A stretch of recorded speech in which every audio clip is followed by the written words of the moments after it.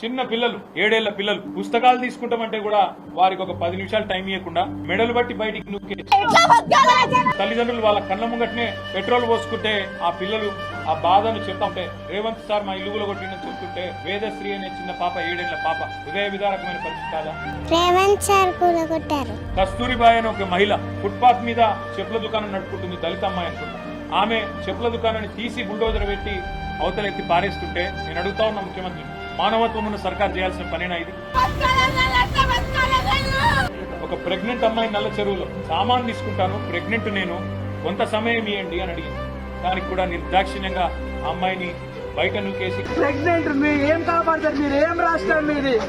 ఎవరుంటారండి footpath మీద? ఏ దిక్కు లేకపోతే సొంతంగా తమ కాలం మీద తాము నిలబడి నెలకొక 10,000 సంపాదించుకుంటూ ఉంటారు. మానవీయ కోణం ఉండాలి. వాళ్ళ నగాదంలో రోడ్డు మీద పడే బలిసిన వాళ్ళ కంటే ఇబ్బంది కాదు, కానీ ఇట్లా పేదవాళ్ళకి ఎవరు దిక్కు?